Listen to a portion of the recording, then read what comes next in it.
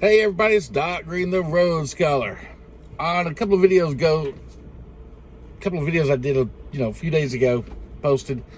I put on there that I've tried to follow the Dave Ramsey solution and everything to get debt free and everything. I did follow it. I got completely debt free. I didn't have any credit cards or anything.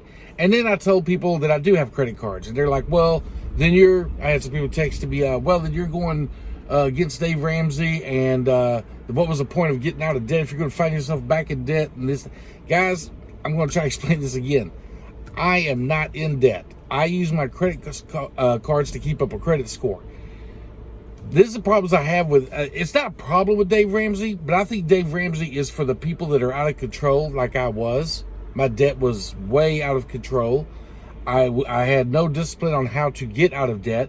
I didn't, but there are things out here that's easier to have credit to get, and you're going to get lower interest rates than you will if you don't have a credit score. Now, can you still get a home mortgage and everything without a credit score? Yes.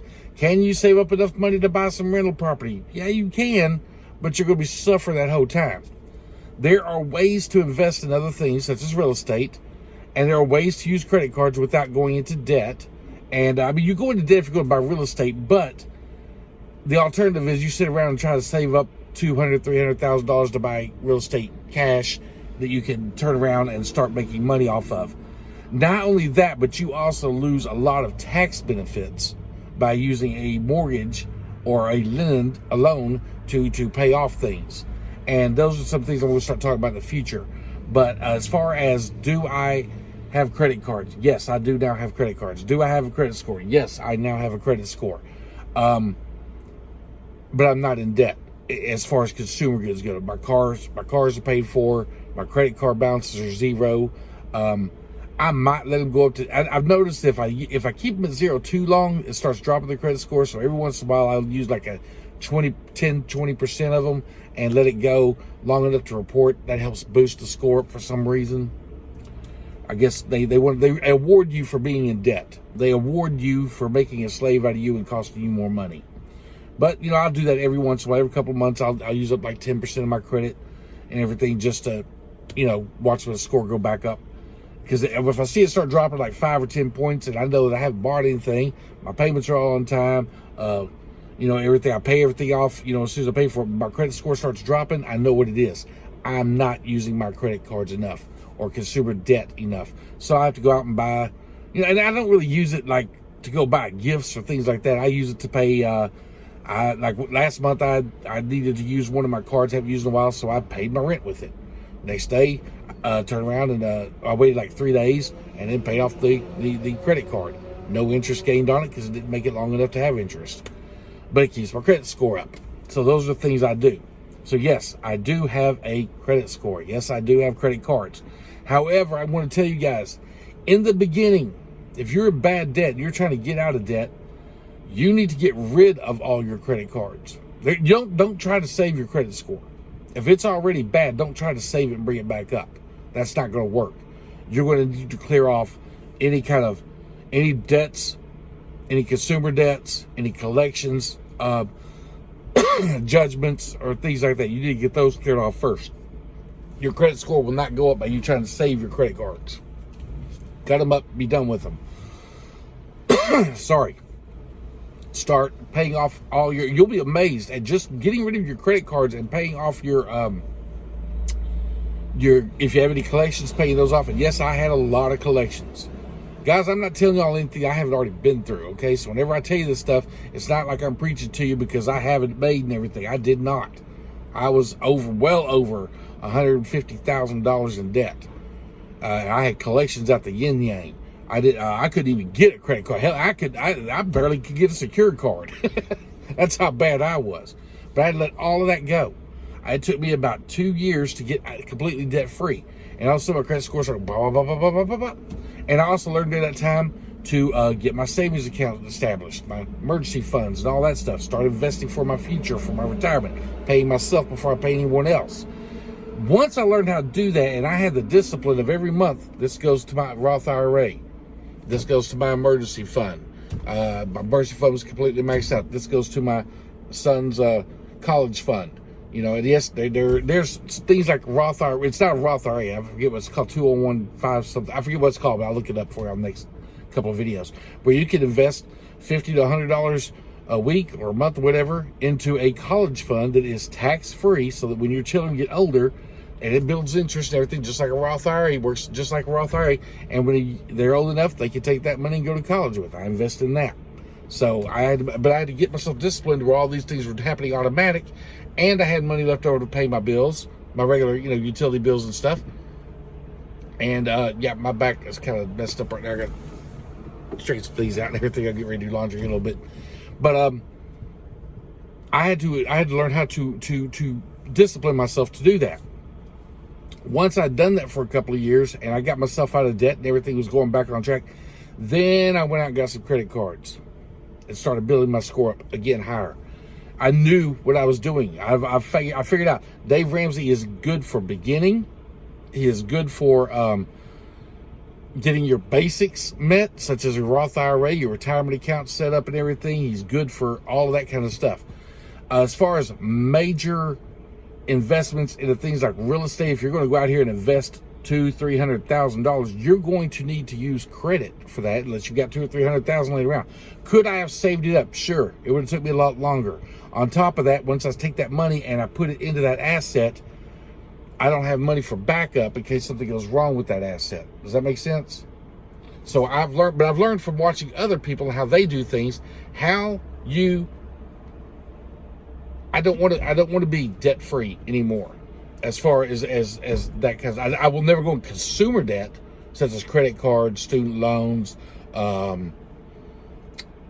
personal loans, payday loans. I won't go into that kind of debt anymore, but I will go into debt over things that I know will bring in a higher return than the debt I'm in. Teach y'all about that kind of stuff here in other videos, but I did want to clarify and get out there why I do have a couple of credit cards, a few credit cards actually, and why I keep a credit score. Dave Ramsey, and again, this is one of the problems that me and him have, is he says you can go out here and get a loan, a mortgage, from a real true underwriter without having a credit score. You can, but two things wrong with it. One, they are very hard to find, and more lending people are not true underwriters. You'd have to find a true underwriter that knows how to do it. Most of the people out here, most of the banks out here and everything, they don't do that anymore. They work on a computer system. You call someone, they call themselves a loan officer. They're not really. They type it into a computer. The computer does the algorithm, comes back and says whether they're approved or not. Most lending works like that now. Can you find those little individual lending places? Yes. If you deal with a smaller bank or something like that, and you want to go get a mortgage, you've been dealing with them for years. You can't go in there and open up an account for 2 or 3 years, then go ask them for a home loan and an underwriting. You think they're going to do it? It's not. Then you got to be with them for a long time. And Dave Ramsey had that kind of relationship. He did this way back in the day and built up these relationships, so he could say how easy that is. It's not that easy. On top of that, even if you can find these lenders out here that will give you that, extend you that credit and everything, because you don't have a credit score, you're going to be paying higher interest. And as the interest rates go up on mortgages and everything, and real estate investing right now anyway, that 1 or 2% can cost you tens of thousands of dollars extra. I'll get into all that later on how you get out of that stuff. But right now, those are some things I have an issue with Dave Ramsey on. Now, some people will tell me, "Oh, yeah, but I own my home and it's great, and it's, and it is. Do not get me wrong. I understand that. I've been debt free. I get it. I get the stress that's off of you. But now I have enough discipline." Like he said, yeah, but I don't have to worry about am I going to lose my job? Is the economy going to fall? What's going to happen with fuel prices? I'm completely debt free. I get some guys, and I get it, because I was one of those, man, Dave Ramsey's the only way to do it thing, until I learned other ways. Now, I'm not saying anything wrong with Dave Ramsey. If you're in debt, he is definitely what to follow to get out of debt. But as far as staying out of debt and everything, to me, and some people say there's no such thing as good debt. And some people tell you there is such thing as good debt. I'm going to have to go with there is such thing as good debt. But you have to know how to use it so that you're not paying money out of your pocket to pay that debt. Okay? Real estate investing is one of them. So there's 5 different ways to take advantage of real estate. That's the reason so many people get into it. And I know you hear a lot on these little podcasts and everything, and people say, more millionaires are made in America through real estate than anything else. It's not just America. It's throughout the entire world. You're better off with real estate than anything else in the entire world. Does real estate go through slumps? Yes. But I guarantee you, it always goes up. You will not show me one piece of land out here, not even a nuclear fallout land, that you can buy now cheaper than you could buy 100 years ago. It always goes up. Land everywhere goes up. I don't care if it's the most war-torn country. If you go to a country that's got civil war going, you can go to any war-torn. I don't care where you go in the world. If you go over there and you price the land today, compared to what you could have bought it 100 years ago for, it's worth more now than it was 100 years ago. Even a landfill, even if they turned a pristine farm into a landfill, that landfill is worth more now than you could have bought the land for 100 years ago. That's just real estate. So when people tell you, oh, but the land values are falling right now, property values are falling right now, yes, cyclical. But if you watch, the graph may go up and down a little bit here. See, if you move in on it, it looks like it's going down, up, down, up, down, up, down. But if you watch, it starts here, up, down, up, down, up, down, down, down, down, up, down, up, down, and it ends up here. Over time, it always rises in value. So that's the reason I know to get into real estate. And I used to be a real estate agent. I know, I've learned a lot about how the taxes work, how investments work, how to borrow money, how to compare property. You don't go out here and just buy a piece of property and think it's a good deal without running the numbers. And we'll get into all that kind of stuff later, how to run the numbers and everything. You never deviate away from your numbers. So, can you use credit to build wealth? Most definitely. But you have to know how. So yes, you can go into debt, but you're going to be making money. You're not really in what I call, technically yes, you are in debt, but the amount of money you're making is more than the debt you're in. Does that backfire sometimes? Yes, that's where you diversify your portfolio. You may have to sell out of a piece of property. You ran all the numbers, everything looked great and everything. By the end of it, you may have to sell it, and you may have taken a loss. But you have enough money in backup because you didn't go out here and spend cash, all your money, on one piece of property to find out it was a money pit. And that way, whenever you finally figured it out, you had to back out of it, and now you lost money on the sale. That's what I'm trying to help you keep from happening to you. I'm trying to help you avoid those situations. So, but Dave Ramsey doesn't talk about that kind of stuff. It's like leasing a truck. Dave Ramsey, and I heard him the other day talk about it, he does not approve of leasing a semi-truck. Just save it up and buy your own. Just buy it. That sounds great until you realize it's a $200,000 truck to go buy a new one. Can you buy a used one cheaper? Yes, you can. Do you have the support network if it breaks down? No, you do not. Not unless you've already built up your other emergency funds and things like that. But in order to build up an emergency fund for a truck, you're going to need, again, $5,000, $10,000, $15,000 in the bank in case something breaks down on that truck. And that's on the cheap end, guys. You know how much these trucks cost. So leasing it for me is a better option.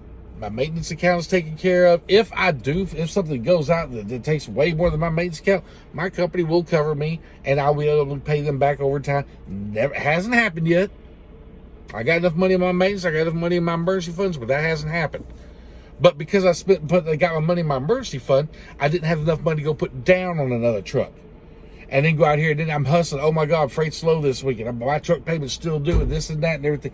I got my truck at a good rate. My company keeps me moving right. I'm taking home anywhere from $1,800 to $2,500 a week. My bills are all paid and caught up. And some people look at me, oh, that ain't no money. That ain't no money. It's not for me, guys. I'm not gonna kill myself out here. Done told you all that. So I'm happy with what I'm making. So yeah, leasing. But Dave Ramsey says don't lease. Well, Dave Ramsey isn't a truck driver. He does not realize the amount of the trouble that you can go through out here trying to, especially if you have your other money and other investments and everything. So I'm going to have to say Dave Ramsey, I get it.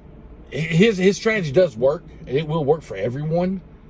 But if you want to build your wealth a little faster, more quickly, then you will have to use credit of some sort, even if it's just a lease purchase with the company. And he goes, well, don't do that, because if something happens, you lose your truck and everything. That's what I like about a walkaway lease. And I got enough money in my account that if I turn this truck back in, I can pay them the other little bit of money to get out of the lease. I'm good. But right now, my lease is up. I'm on this little, I'm paying it off, I should have paid the balloon payment. I've done so well and everything. They went ahead and extended it out for a few more months because I'm buying some land with the money I was going to use to pay off this truck, which I already talked about earlier. So a great deal came up, so I extended this out a little bit. But if I do decide to walk away, I can walk away. There's enough money in my escrow account and everything to pay off anything, and it doesn't affect my credit score. They're not going to be hounding after me, nothing like that. Dave Ramsey doesn't understand truck leases or company lease. So, I don't know if anyone's really explained it to him. It doesn't matter, because he has got his whole marketing principle on his plan is no debt, no debt, no debt, no matter what, no debt, no debt, no matter what. So he cannot say, well, there's an exception for this, or because that would start shooting holes in what he says. Not that, but the truth is his plan works. You can do it his way. It's a lot harder his way, and he tells you it is. But he's not going to shoot holes in his marketing plan for his company. He's just not going to do it, even if it makes sense, which I get. I understand that, because that's how he makes his living. That's how he's made his living for the last 20, 30 years.